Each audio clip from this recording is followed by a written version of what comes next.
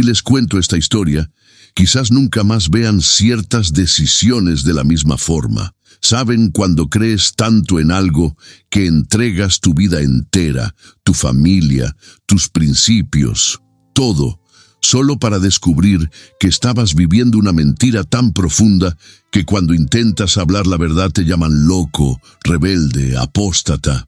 Hola, queridos míos, me llamo Don Esteban, pero pueden llamarme Abuelo Esteban. Tengo 74 años y nací aquí en Valencia en 1950. Hoy quiero compartir con ustedes una historia que guardé en el fondo de mi corazón por más de 15 años. Una historia sobre fe, sobre decisiones dolorosas y sobre cómo a veces las propias personas que dicen hablar en nombre de Dios son las que más nos alejan de Él. Antes de comenzar, quisiera preguntarles dónde están viendo este video. Déjenme en los comentarios ahí abajo. Me encanta saber que mi voz está llegando a tantos rincones diferentes de España. Y si pueden, dejen ese me gusta y suscríbanse al canal. Eso ayuda mucho a este anciano aquí a continuar contando sus historias. La historia que voy a contar sucedió cuando yo tenía 58 años. Era el año 2008. Y yo era anciano de los Testigos de Jehová desde hacía más de 20 años. Pensaba que había encontrado la verdad absoluta, que estaba en el pueblo escogido de Dios. Poco sabía yo que detrás de aquellas paredes del Salón del Reino se escondían decisiones que me harían cuestionar todo en lo que creía. Y lo más doloroso es que perdí algo que nunca podré recuperar, siguiendo exactamente lo que ellos siempre predicaron.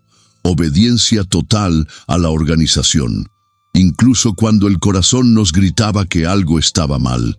Era 1973, cuando dos señores llamaron a la puerta de mi casa una mañana de domingo. Yo tenía apenas 23 años, estaba casado hacía 3 años con Carmen, mi primer amor, una mujer buena que trabajaba como secretaria en una empresa textil aquí en Valencia. Vivíamos en un pisito pequeño en Ruzafa, pero era nuestro hogar. Olía siempre a café recién hecho y al perfume de jazmín que Carmen adoraba usar. Cuando aquellos dos hombres, uno mayor y otro de mi edad, me preguntaron si no me gustaría conocer la verdad sobre Dios, algo dentro de mí se interesó. Siempre fui una persona muy espiritual, queridos míos. Mi madre me crió católico, pero yo sentía que faltaba algo, como si hubiera preguntas que nadie conseguía responder. Ellos se llamaban hermano Gonzalo y hermano Rafael. El hermano Gonzalo tenía unos 45 años, cabello canoso, siempre peinado hacia atrás. Usaba trajes hasta la rodilla y zapatos cerrados incluso en el calor valenciano. El hermano Rafael era joven como yo, recién casado también, con una sonrisa dulce que me conquistó enseguida. Hablaban con tanta convicción, mis queridos. Explicaban la Biblia de una manera que tenía tanto sentido que yo pensaba cómo nunca nadie me había enseñado esto antes. Comenzamos los estudios bíblicos todos los miércoles a las 3 de la tarde. Yo preparaba un café, Carmen servía unas galletas caseras que hacía y nos quedábamos allí en nuestra mesita del salón estudiando aquellos libritos coloridos que ellos traían. Carmen al principio se mostró algo desconfiada, pero después comenzó a participar también. Era una mujer inteligente, no hablaba mucho, pero cuando las hermanas explicaban sobre el paraíso en la tierra, sobre cómo no habría más guerra, más muerte, más dolor, yo veía sus ojos brillar. En 6 meses, los dos ya estábamos frecuentando el Salón del Reino. El salón quedaba en una casa grande adaptada en Benimaclet, con aquel olor característico de suelo encerado y libros nuevos. Tenía unas 60 sillas en filas, un escenario pequeño al frente donde había un púlpito de madera oscura. Las paredes eran blancas, decoradas apenas con algunos cuadros de la atalaya, siempre impecable, siempre organizado, siempre en silencio respetuoso. Fue allí que conocí a la familia que cambiaría mi vida para siempre, los Herrera.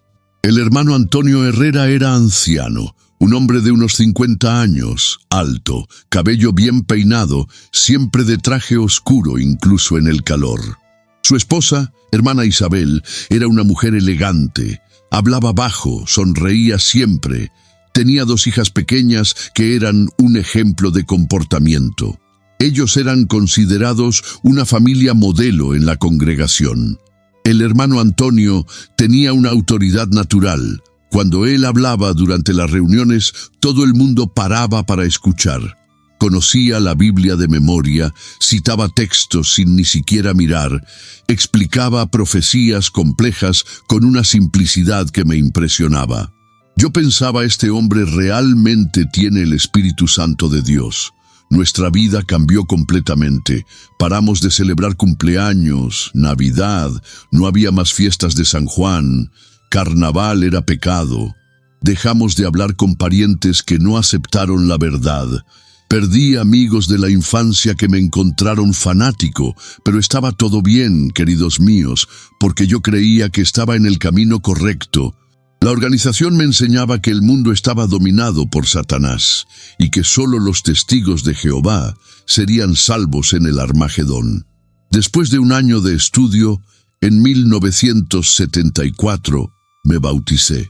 Recuerdo como si fuera ayer, entré en aquella piscina improvisada en el salón de asambleas. El hermano Antonio me bautizó y cuando salí del agua me sentí renacido. Tenía certeza absoluta de que ahora pertenecía al pueblo de Dios. Carmen se bautizó 4 meses después. Nuestra rutina era intensa. Reunión de martes por la noche, reunión de jueves por la noche, reunión de domingo por la mañana, sábado por la mañana, era para predicación de casa en casa. Yo llegaba a pasar 25 horas por semana en actividades de la organización y amaba cada minuto, queridos míos. Sentía que estaba sirviendo a Jehová, que estaba salvando vidas al llevar la verdad a las personas. En 1975, cuando la organización dijo que el Armagedón estaba próximo, vendí mi pequeño negocio de reparación de coches para dedicarme integralmente a la predicación. Al fin, ¿para qué juntar tesoros en la tierra si el fin estaba tan próximo? Muchos hermanos hicieron lo mismo, paramos de planificar el futuro. Algunas familias ni pusieron a los hijos en la universidad. Pero 1975 pasó y nada aconteció. La organización explicó que había habido un ajuste en el entendimiento. Algunos hermanos se desanimaron, algunos hasta salieron, pero yo mantuve mi fe. Pensé, Dios tiene sus tiempos, no los nuestros. Fueron años hermosos, no voy a mentir, me sentía amado, protegido, parte de una familia mundial. En las asambleas de distrito encontraba hermanos de todas partes, todos unidos por la misma fe, todos tratándose unos a otros con amor. Era emocionante cantar aquellos cánticos, oír los discursos que fortalecían mi fe, ver los dramas bíblicos que nos enseñaban lecciones profundas. Me convertí en siervo ministerial después de 5 años, luego anciano. Carmen y yo éramos respetados en la congregación, considerados un ejemplo de dedicación. El hermano Antonio siempre me elogiaba en las reuniones, decía que yo era un hermano ejemplar. Estábamos en el auge de nuestra vida espiritual. Habíamos perdido mucho, familia, amigos, oportunidades, pero ganamos una familia espiritual que parecía compensar todo. En 1982, Carmen y yo tuvimos una bendición que había llegado después de muchas oraciones. Nuestra hija Lucía era una niña hermosa, de cabello castaño rizado, ojos grandes como los de su madre, una sonrisa que iluminaba toda la casa. Lucía creció dentro de la verdad, como decíamos. Desde pequeña acompañaba las reuniones, participaba en la predicación de casa en casa. Era una niña ejemplar que todos los hermanos elogiaban. Era inteligente, hacía preguntas profundas sobre la Biblia, memorizaba versículos con facilidad. Yo estaba orgulloso de mi hija. Pensaba que Jehová nos había bendecido con una futura pionera. Cuando cumplió 16 años, se bautizó, y fue uno de los días más felices de mi vida. Ver a mi hija dedicar su vida a Jehová, saber que estaríamos juntos en el paraíso, era todo lo que un padre testigo podía desear. Pero ¿saben cómo es, queridos míos? A veces las apariencias engañan, y fue justamente cuando me sentía más seguro en la verdad que comenzaron a aparecer las primeras grietas en aquella perfección toda. Lucía, a medida que crecía, comenzó a hacer preguntas que me incomodaban porque yo no sabía responder. Preguntas sobre por qué la organización había errado tantas veces en las fechas del Armagedón, sobre por qué solo 144,000 irían al cielo si la Biblia hablaba de una gran muchedumbre, sobre por qué era pecado recibir transfusión de sangre si Jesús había dicho que el sábado fue hecho para el hombre y no el hombre para el sábado. Las preguntas de Lucía me hacían pensar, y eso me asustaba.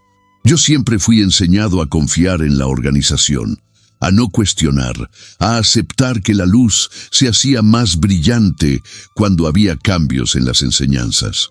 Pero las preguntas de mi hija plantaron una semillita de duda en mi corazón. Intenté conversar con el hermano Antonio sobre algunas de esas dudas, pero él me aconsejó que orara más, que estudiara más, que confiara en los arreglos de Jehová. Lucía se convirtió en pionera auxiliar a los 18 años, después pionera regular. Pasaba 90 horas por mes, predicando de casa en casa, dirigía estudios bíblicos, ayudaba a hermanas nuevas. Pero yo notaba que algo había cambiado en ella. Ya no tenía aquel brillo en los ojos cuando hablaba sobre la verdad. Parecía estar cumpliendo una rutina más que viviendo una fe genuina. En el año 2005, cuando Lucía tenía 23 años, comenzó a suceder algo que cambiaría nuestras vidas para siempre. Ella había comenzado a estudiar por su cuenta no solo las publicaciones de la Atalaya, sino libros de historia, de ciencia, incluso libros que la organización desaconsejaba. Un día llegó a casa con preguntas que me helaron la sangre. «Papá», me dijo, «¿sabes que la organización enseñó durante años que el fin del mundo vendría en 1914, después en 1925, después en 1975? ¿Cómo puede una organización dirigida por Dios equivocarse tantas veces en algo tan importante?» Intenté explicarle sobre la luz progresiva, sobre cómo Jehová revela las cosas gradualmente, pero ella insistía. «Papá, la Biblia dice que si un profeta habla en nombre de Jehová y lo que dice no se cumple, ese profeta no fue enviado por Jehová. ¿No es eso exactamente lo que pasó con nuestras fechas?» No sabía qué responder. Por primera vez en más de 30 años como testigo de Jehová, me vi sin argumentos para defender las enseñanzas en las que basé toda mi vida.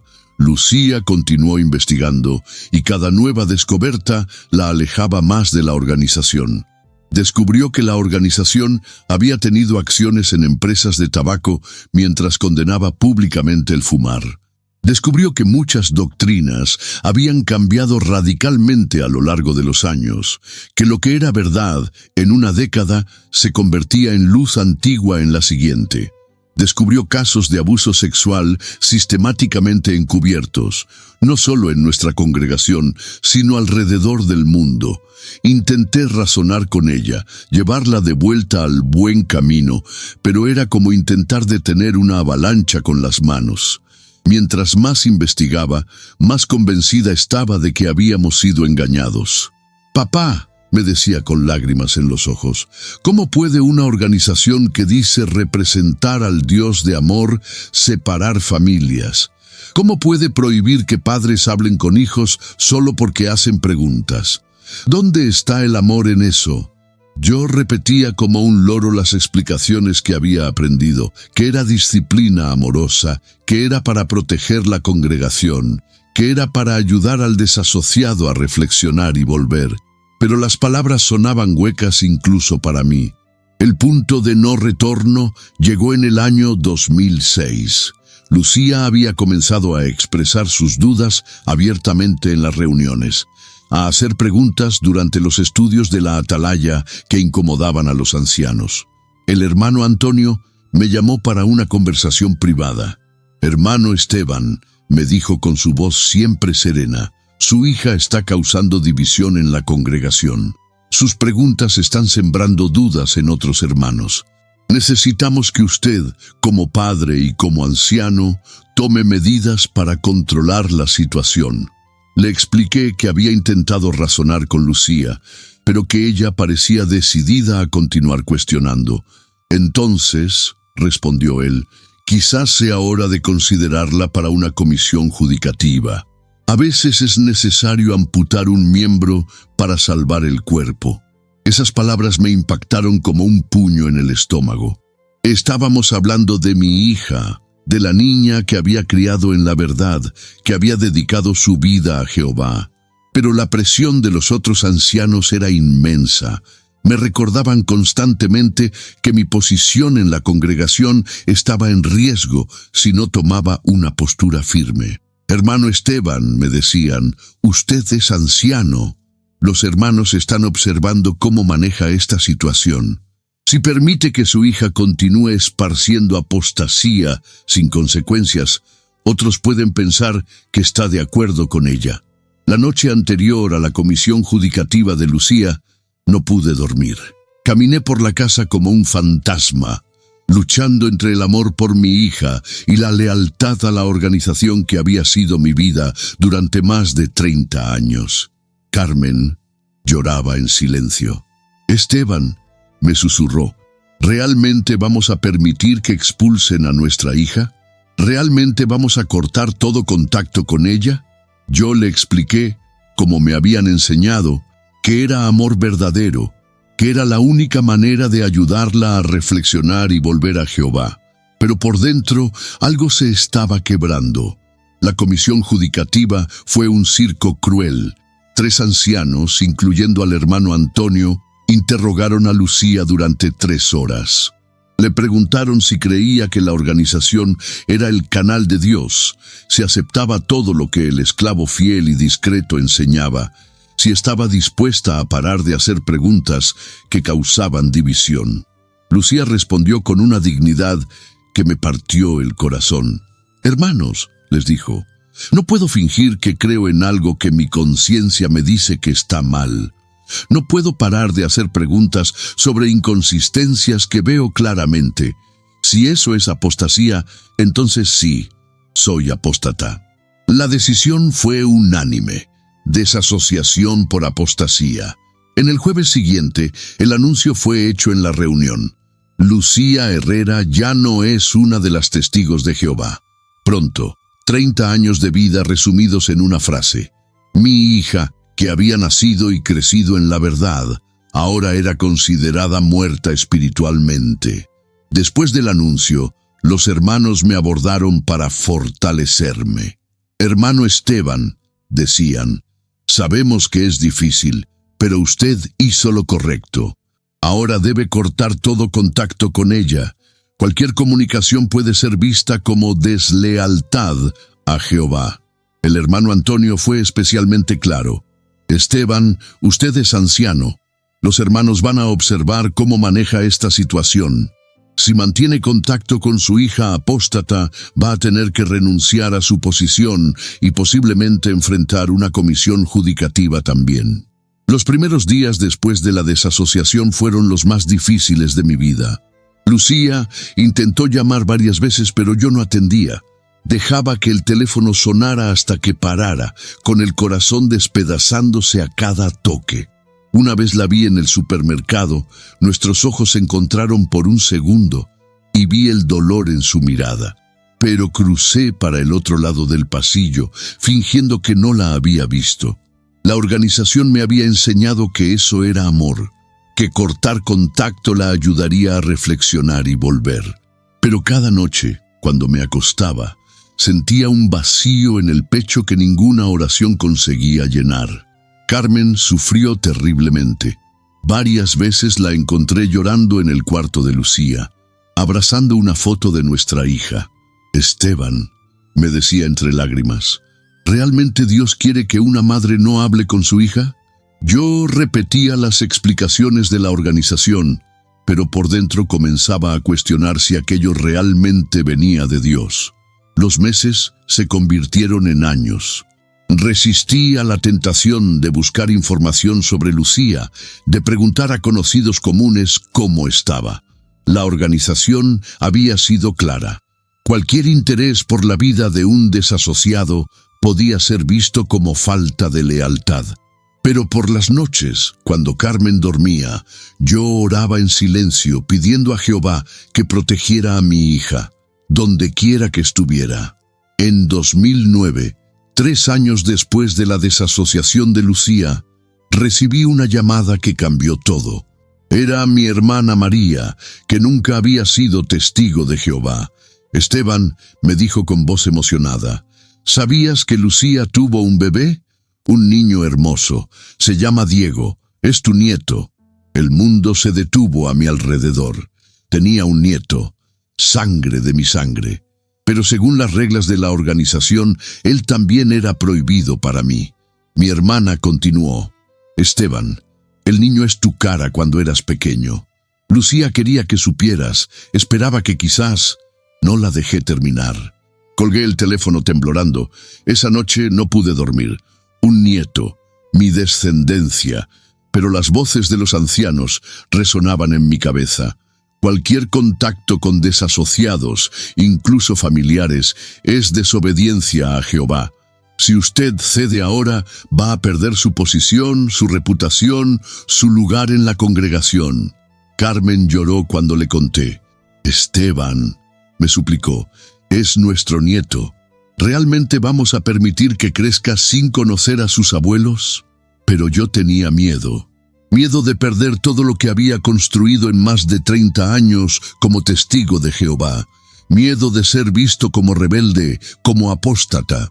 Queridos míos que me acompañan en este relato, si han llegado hasta aquí, quiero que sepan que me emociono profundamente al saber que hay alguien del otro lado escuchando esta historia que guardé tanto tiempo en el corazón. A veces me siento como si estuviera hablando al viento, pero cuando veo sus comentarios, cuando saben que mis palabras llegan a ustedes, siento que no estoy solo en este dolor. Si esta historia los está tocando de alguna manera, si conocen a alguien que pasó por algo parecido, o si ustedes mismos vivieron situaciones similares, por favor, déjenme un corazoncito ahí abajo. No es solo un clic para mí, es como recibir un abrazo de alguien que entiende. Y si pueden, cuéntenme en los comentarios de dónde me están viendo, si tienen familias, si conocen el dolor de la separación.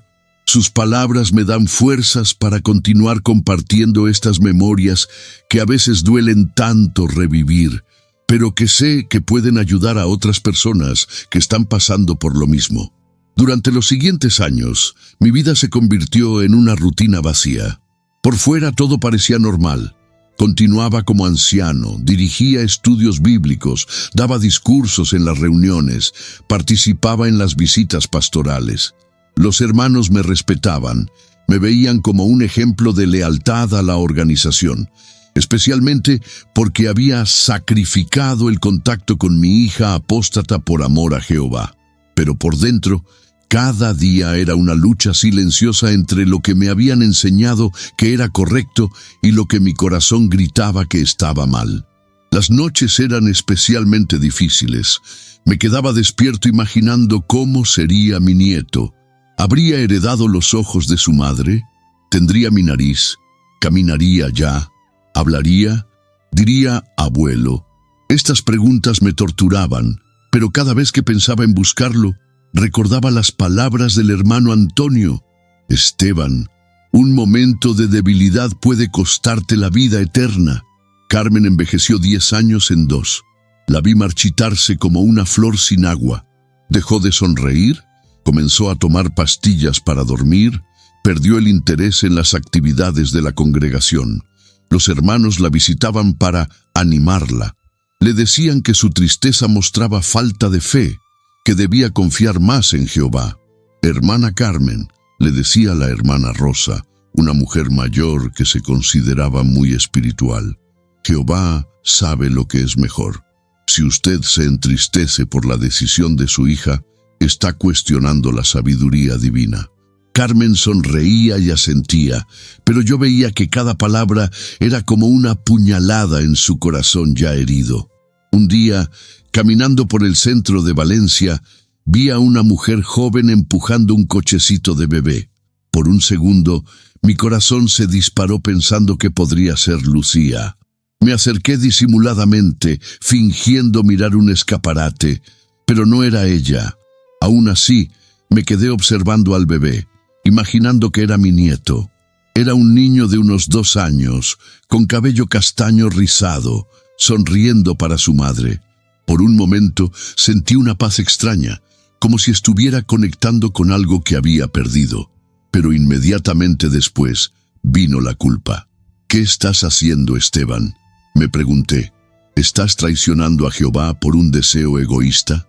En las reuniones, cuando se estudiaban artículos sobre la familia, sobre el amor de Jehová, sobre la importancia de los lazos familiares, yo sentía una ironía amarga.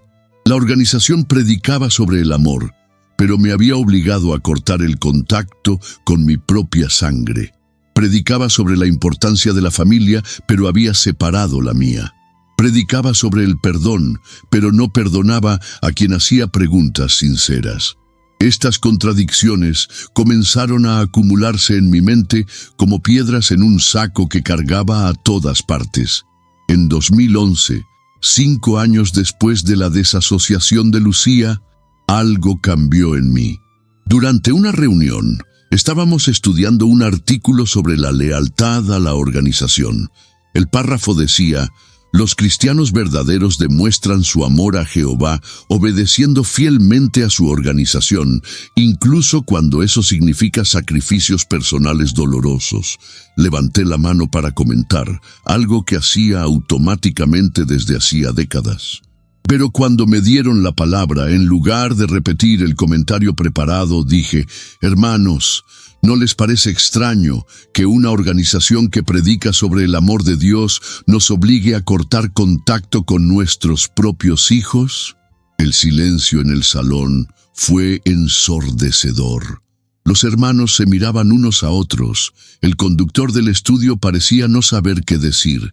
El hermano Antonio me miró con una expresión que nunca había visto antes en él: preocupación mezclada con advertencia. Hermano Esteban, dijo con voz calmada pero firme, quizás deberíamos conversar después de la reunión. Yo sabía que había cruzado una línea peligrosa, pero algo dentro de mí se había liberado. Por primera vez en años había expresado lo que realmente sentía, había hecho la pregunta que me carcomía por dentro. Después de la reunión, el hermano Antonio me llevó a la biblioteca del Salón del Reino. Esteban, me dijo, entiendo que es difícil no tener contacto con Lucía, pero no puedes permitir que eso te lleve a cuestionar los arreglos de Jehová. Los hermanos están empezando a murmurar. Algunos dicen que estás mostrando señales de apostasía. La palabra apostasía me golpeó como un rayo. Era la acusación más seria que se podía hacer contra un testigo de Jehová, especialmente contra un anciano. Antonio, le dije, no estoy cuestionando a Jehová. Estoy cuestionando si realmente Él quiere que los padres no hablen con sus hijos. Él negó con la cabeza. Esteban, eso es exactamente apostasía. Cuestionar las decisiones de la organización es cuestionar a Jehová mismo. Te voy a dar una oportunidad porque somos amigos hace muchos años, pero necesitas parar con esas preguntas inmediatamente o vas a enfrentar una comisión judicativa. Esa noche, Carmen y yo tuvimos la conversación más honesta de nuestras vidas. Esteban, me dijo, estoy cansada de fingir que estoy bien. Estoy cansada de sonreír en las reuniones mientras mi corazón está destrozado. Estoy cansada de repetir que Jehová sabe lo que es mejor mientras mi hija y mi nieto están ahí afuera, quizás necesitando de nosotros. Sus palabras me liberaron para decir lo que había estado sintiendo. Carmen, yo también estoy cansado de defender algo que no siento que sea correcto. Cansado de elegir entre Dios y mi familia cuando no creo que Dios realmente quiera esa elección. Decidimos hacer algo que nos había estado prohibido durante 5 años. Intentar contactar con Lucía. Carmen encontró su número de teléfono a través de mi hermana María. Nuestras manos temblaban cuando marcamos el número. El teléfono sonó 1, 2, 3 veces. Entonces, escuchamos la voz que no oíamos desde hacía años. «Diga», era Lucía. Carmen comenzó a llorar inmediatamente. «Hija», logró decir entre sollozos, «somos papá y mamá». El silencio del otro lado fue eterno. Pensé que iba a colgar, pero entonces escuchamos también llanto. «Mamá», susurró Lucía, «¿realmente eres tú?». La conversación duró 3 horas. Lucía nos contó sobre su vida. Se había casado con un hombre bueno llamado Miguel. Trabajaba como profesora de historia. Había comprado una casita pequeña en las afueras de Valencia. Y nos habló de Diego, nuestro nieto de 5 años. «Es igual a papá cuando era pequeño», nos dijo riendo entre lágrimas. «Curioso, inteligente, siempre haciendo preguntas. Habla de ustedes a veces. Pregunta por qué no tiene abuelos como los otros niños». Esas palabras me partieron el corazón. Mi nieto, un niño de 5 años, se preguntaba por qué no tenía abuelos. Y la respuesta era que yo había elegido una organización religiosa por encima de él. Lucía nos invitó a visitarlos el fin de semana siguiente. Carmen y yo pasamos la semana en un estado de ansiedad y emoción que no habíamos sentido en años. ¿Cómo sería ver a nuestra hija después de tanto tiempo? ¿Cómo sería conocer a nuestro nieto? ¿Qué íbamos a decir si alguien de la congregación nos veía? Pero por primera vez en años, la emoción era más fuerte que el miedo. El sábado por la mañana, en lugar de ir a la predicación de casa en casa, condujimos hacia la dirección que Lucía nos había dado. Era una casa pequeña pero acogedora, con un jardín donde había juguetes esparcidos y una bicicleta pequeña. Cuando tocamos el timbre, fue Miguel quien abrió la puerta. Era un hombre de unos 30 años, alto, de aspecto bondadoso, que nos recibió con una sonrisa cálida. «Don Esteban, doña Carmen», nos dijo, «bienvenidos. Lucía está tan nerviosa que ha cambiado de ropa 5 veces». Entonces, ella apareció. Mi hija, mi niña, ya convertida en una mujer de 32 años, madre, con algunas canas prematuras que no recordaba, pero con los mismos ojos brillantes de siempre. Nos abrazamos los 3, llorando como niños. «Papá», me susurró al oído, «pensé que nunca más te volvería a ver». Pero el momento que cambió mi vida para siempre fue cuando apareció Diego. Un niño hermoso, exactamente como Lucía había dicho, con mi nariz, los ojos de su madre, el cabello rizado de Carmen. Nos miró con curiosidad desde detrás de las piernas de su padre. «Diego», le dijo Lucía arrodillándose a su lado, «estos son los abuelos de los que te hablé, el abuelo Esteban y la abuela Carmen».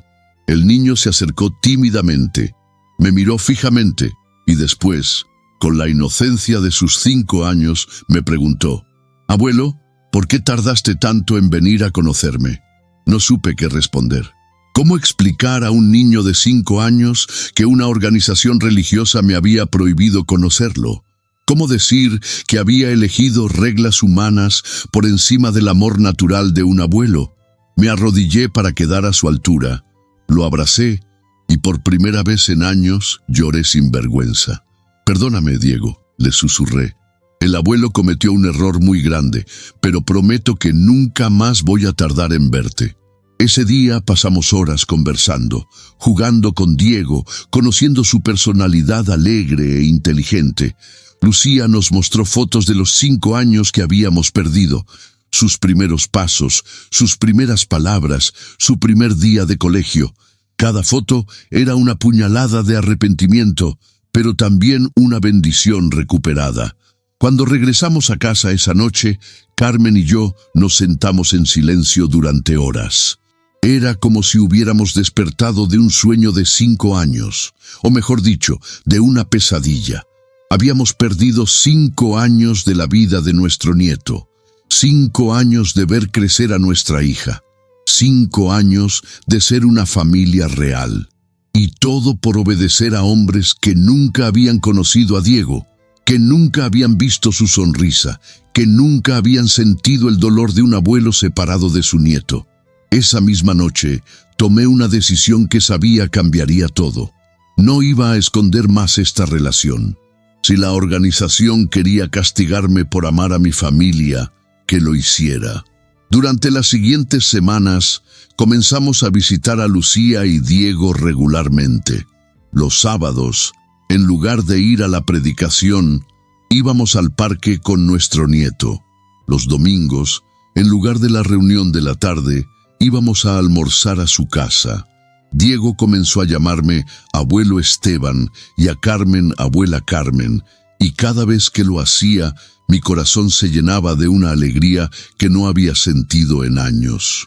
Pero también sabía que era cuestión de tiempo antes de que alguien de la congregación nos viera. Efectivamente, fue la hermana Mercedes, una mujer mayor conocida por su lengua afilada, quien nos vio en el centro comercial con Lucía y Diego. Al domingo siguiente, antes de la reunión, el hermano Antonio me pidió hablar en privado. Esteban, me dijo con voz seria, recibí informaciones muy preocupantes sobre ti. Me dijeron que te vieron con tu hija desasociada y con un niño. Espero que sean solo rumores maliciosos. Lo miré directamente a los ojos y respondí con una calma que me sorprendió. No son rumores, Antonio. Es mi nieto Diego. Tiene 5 años y es un niño maravilloso. Y sí, estoy teniendo contacto con mi hija. Su rostro se transformó completamente. Esteban, ¿te das cuenta de lo que estás diciendo? ¿Te das cuenta de las consecuencias? No solo vas a perder tu posición como anciano, vas a enfrentar una comisión judicativa por deslealtad a la organización. Le expliqué que había pensado mucho sobre eso, que había orado, que había leído la Biblia y que no encontraba en ninguna parte donde Jesús hubiera mandado cortar contacto con familia. Al contrario, no le dije, Jesús criticó a los fariseos por usar tradiciones humanas para invalidar los mandamientos de Dios sobre honrar padre y madre. Esteban me respondió con una mezcla de tristeza y severidad. Estás hablando como un apóstata. La organización es el canal de Dios en la tierra. Cuestionar sus decisiones es cuestionar a Jehová mismo. Pero por primera vez en más de 30 años, esas palabras no me impresionaron. Antonio, le dije, si Dios realmente dirigiera una organización que separa abuelos de nietos, entonces no sería un Dios al que yo quisiera servir. Pero conozco al Dios de la Biblia y Él es amor. Y el amor no separa familias. La noticia de mi rebeldía se esparció rápidamente por la congregación. Algunos hermanos me evitaban, otros me miraban con pena como si estuviera enfermo. Recibí varias visitas pastorales donde intentaron convencerme de que volviera al buen camino, pero por primera vez en años me sentía en paz conmigo mismo. Había recuperado algo que no sabía cuánto extrañaba, la alegría de ser abuelo. Diego se convirtió en el centro de mi mundo. Era un niño increíblemente inteligente, curioso sobre todo, siempre haciendo preguntas que me hacían reflexionar. Un día me preguntó, abuelo, ¿por qué mamá dice que antes tú no podías venir a verme? Intenté explicarle de manera que pudiera entender. Diego, a veces los adultos cometen errores porque siguen reglas que piensan que son correctas, pero que en realidad lastiman a las personas que aman. Él me miró con esos ojos inocentes y me dijo, pero abuelo, si las reglas lastiman a las personas, entonces son reglas malas, ¿no?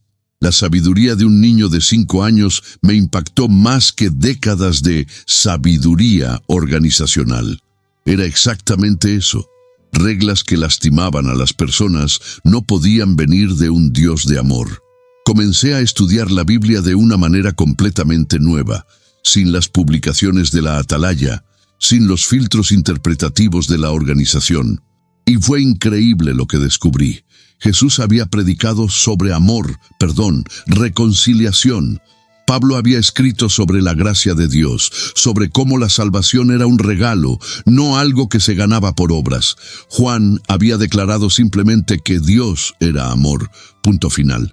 Pero la organización había distorsionado todo eso, había convertido el cristianismo en un sistema de reglas, de horas de predicación, de reuniones obligatorias, de obediencia ciega a hombres imperfectos.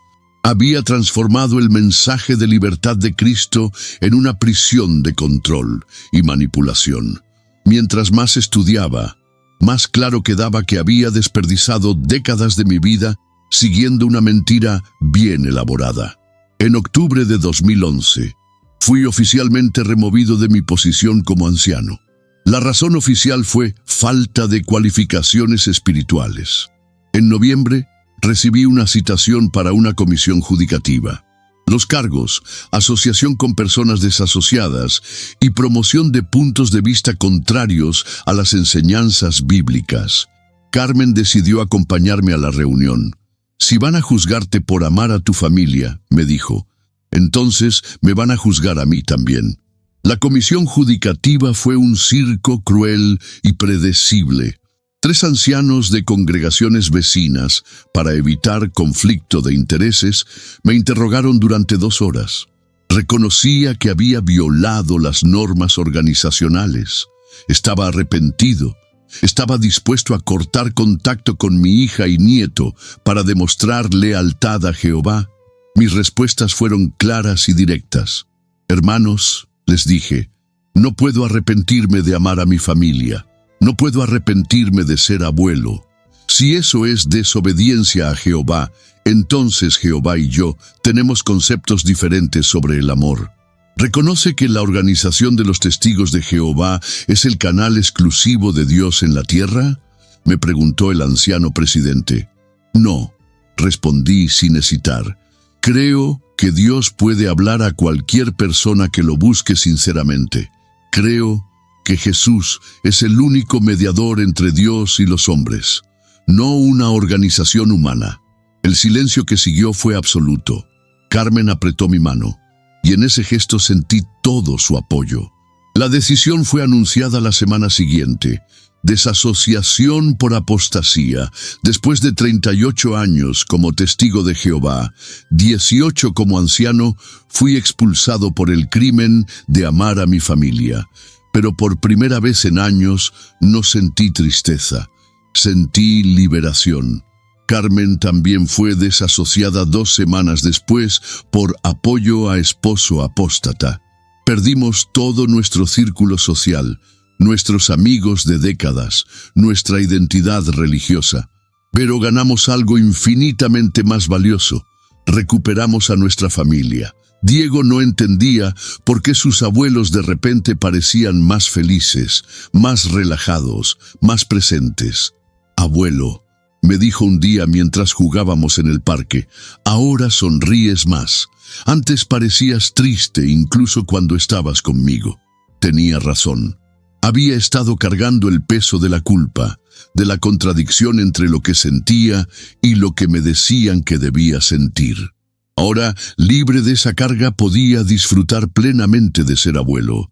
Lucía nos ayudó en la transición, nos presentó a sus amigos, nos invitó a actividades sociales, nos ayudó a construir una nueva red de relaciones basada en afinidad genuina, no en obligación religiosa. Por primera vez en décadas, tuve amigos que me aceptaban con mis dudas, mis preguntas, mis imperfecciones. Amigos que no me juzgaban por no ir a reuniones o por no predicar de casa en casa. Comencé a frecuentar una pequeña iglesia evangélica en nuestro barrio, no porque quisiera convertirme, sino porque necesitaba comunión cristiana. La diferencia era impresionante. En esa iglesia, las personas hacían preguntas, discutían versículos, expresaban dudas sin miedo de ser expulsadas. El pastor animaba el cuestionamiento, decía que Dios no tenía miedo de nuestras preguntas. Qué contraste con lo que había vivido durante casi 4 décadas. Diego comenzó a pasar los fines de semana con nosotros. Carmen le enseñaba a cocinar, yo le contaba historias, no de la Biblia, sino cuentos de aventuras, jugábamos fútbol en el jardín. Era la vida familiar normal que habíamos perdido cuando nos entregamos completamente a la organización. Un sábado, mientras Diego ayudaba a Carmen a hacer galletas, me dijo: «Abuela, ¿sabías que el abuelo Esteban cuenta las mejores historias del mundo?» Carmen sonrió con lágrimas en los ojos. «Sí, Diego, tu abuelo siempre tuvo el don de contar historias. Pero la vida tenía una última lección cruel que enseñarme. En marzo de 2013, Lucía nos llamó llorando. Diego había estado sintiendo mucho cansancio. Tenía moretones extraños. Había perdido peso. Los médicos habían hecho exámenes y el resultado era devastador. Leucemia linfoblástica aguda. Mi mundo se derrumbó. Acababa de recuperar a mi nieto. Acababa de comenzar a vivir la alegría de ser abuelo y ahora podría perderlo para siempre. Los siguientes meses fueron los más difíciles de nuestras vidas. Diego, mi nieto de apenas 6 años, tuvo que enfrentar una batalla que ningún niño debería librar. Las sesiones de quimioterapia lo dejaban débil y sin cabello, pero nunca perdió su sonrisa. Carmen y yo nos turnábamos para acompañarlo en el hospital, leyéndole cuentos, jugando juegos silenciosos, simplemente estando allí cuando el miedo lo invadía por las noches. «Abuelo», me dijo una tarde mientras le administraban la medicación, «¿por qué me enfermé?» Le expliqué que a veces las cosas malas pasan sin razón, pero que lo importante era luchar juntos, como una familia. Durante esos meses en el hospital pensé mucho en cómo habría sido si todavía hubiera estado en la organización.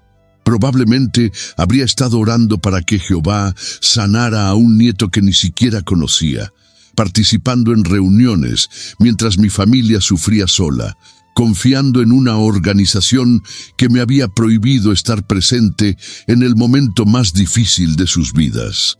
La ironía era dolorosa. Había perdido años preciosos por obedecer a hombres que predicaban amor, pero practicaban separación. Y ahora que finalmente estaba libre para amar sin restricciones, el tiempo podría estar agotándose. Diego luchó valientemente durante 8 meses. Hubo momentos de esperanza cuando los médicos decían que respondía bien al tratamiento y momentos de desesperación cuando las complicaciones aparecían. A través de todo, Lucía mostró una fortaleza que me llenó de orgullo. Era la misma determinación que había mostrado cuando cuestionó la organización, la misma valentía que la llevó a defender sus convicciones incluso cuando eso significó perder a su familia. Miguel fue un padre ejemplar, nunca dejando el lado de Diego, cargándolo cuando estaba demasiado débil para caminar, inventando juegos para distraerlo del dolor. Un día, mientras Diego dormía después de una sesión particularmente difícil, Lucía y yo tuvimos una conversación que marcó profundamente mi corazón. «Papá», me dijo con lágrimas en los ojos, «estoy tan agradecida de que hayas decidido conocerlo. Estoy tan feliz de que estos últimos años él haya tenido abuelos de verdad». Sus palabras me partieron y me sanaron al mismo tiempo. Había tomado la decisión correcta, aunque hubiera llegado tarde.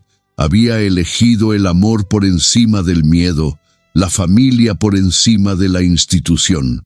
En noviembre de 2013, después de una lucha valiente, Diego perdió la batalla contra la leucemia. Tenía solo 7 años. El día que murió, estábamos todos allí. Lucía, Miguel, Carmen y yo, rodeándolo de amor hasta el último momento. Sus últimas palabras fueron para nosotros: «Gracias por cuidarme, abuelos. Los amo mucho». Se fue en paz, rodeado de la familia que finalmente había podido conocer y amar. El funeral fue pequeño, pero lleno de amor genuino. Amigos de Lucía, compañeros de trabajo de Miguel, vecinos que habían conocido a Diego, todos vinieron a despedirse. Notablemente ausentes estaban los testigos de Jehová. Ni el hermano Antonio, ni ningún otro miembro de la congregación donde había servido durante décadas, se acercó para ofrecer condolencias. Para ellos, yo era un apóstata, y mi dolor no merecía reconocimiento. Esa ausencia me dolió, pero también me confirmó que había tomado la decisión correcta. Una religión que no puede mostrar compasión en el momento de mayor dolor de una familia ha perdido completamente el mensaje de Cristo. Durante el servicio, pedí hablar sobre Diego. Con la voz quebrada pero el corazón lleno de amor, conté sobre el niño maravilloso que había sido, curioso, inteligente, cariñoso, valiente. Hablé sobre cómo en sus pocos años de vida me había enseñado más sobre el amor verdadero que décadas de reuniones religiosas. Diego, dije mirando hacia el pequeño ataúd, perdóname por los años que perdimos, pero gracias por los años que tuvimos. Me enseñaste que el amor verdadero no tiene condiciones, no tiene reglas organizacionales, no tiene intermediarios humanos. Los meses siguientes fueron de duelo profundo, pero también de reflexión. Carmen y yo nos apoyamos mutuamente, pero también encontramos consuelo en poder llorar abiertamente, sin tener que fingir que Jehová sabe lo que es mejor, o que todo tiene un propósito divino.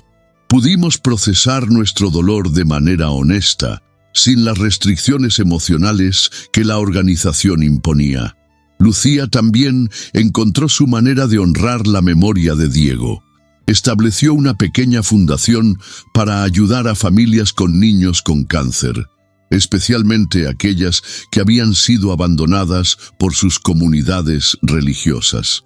Un año después de la muerte de Diego, recibí una carta que me impactó profundamente.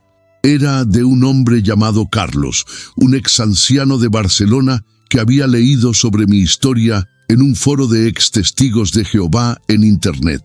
Don Esteban escribía, su decisión de elegir a su familia por encima de la organización me dio el valor que necesitaba para hacer lo mismo.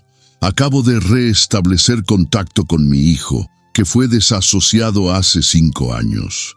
Gracias por mostrarme que es posible elegir el amor. Esa carta me hizo entender que mi historia, por dolorosa que fuera, podía ayudar a otras personas en situaciones similares. Comencé a participar en grupos de apoyo para ex-testigos de Jehová, compartiendo mi experiencia, ayudando a otros que luchaban con la decisión de mantener o romper contacto con familiares desasociados. Cada persona que decidía reunirse con su familia, cada padre que abrazaba a su hijo apóstata, cada abuelo que conocía a sus nietos, me recordaba que la elección que había hecho, aunque tardía, había sido la correcta. Carmen y yo ahora tenemos una vida tranquila pero plena. Visitamos la tumba de Diego todos los domingos, le contamos cómo van las cosas, le llevamos flores frescas. Lucía y Miguel están considerando adoptar un niño, y la idea de ser abuelos nuevamente nos llena de una esperanza cautelosa pero real. He aprendido a no dar por sentado ningún momento con la familia, a valorar cada conversación, cada abrazo, cada te amo como el regalo precioso que realmente es. Reflexionando sobre mi vida, no puedo evitar sentir una mezcla de arrepentimiento y gratitud. Arrepentimiento por los años perdidos, por las oportunidades desperdiciadas, por haber elegido durante tanto tiempo una organización por encima de mi propia familia. Pero también gratitud por haber encontrado el valor para cambiar, por haber conocido a Diego aunque fuera por poco tiempo, por haber aprendido que nunca es demasiado tarde para elegir el amor. A quienes me han acompañado en este relato hasta el final, quiero decirles que sus comentarios, sus me gusta, sus mensajes de apoyo han sido como abrazos en los momentos más difíciles de contar esta historia. Si conocen a alguien que está luchando con decisiones similares, si ustedes mismos están en esa situación, quiero que sepan que hay esperanza después del dolor. Hay vida después de las organizaciones controladoras. Hay familia esperando del otro lado del miedo. Por favor, cuéntenme en los comentarios sus propias historias. Han tenido que elegir entre instituciones y familia. Han perdido tiempo precioso por obedecer reglas que separaban en lugar de unir. Han encontrado el valor para elegir el amor. Sus experiencias pueden ayudar a otros que están pasando por lo mismo. No están solos en este camino. Mi nombre es Esteban, y durante 40 años creí que servía a Dios obedeciendo a una organización que separaba familias. Hoy sé que Dios es amor, y el amor nunca separa. El amor siempre une, el amor siempre perdona, el amor siempre encuentra un camino de regreso a casa. Mi nieto Diego me enseñó eso en sus pocos años de vida, y aunque ya no está conmigo físicamente, su lección permanece. Elige siempre el amor, sin importar el costo. Gracias por escuchar mi historia. Que encuentren paz en sus propios caminos hacia el amor verdadero.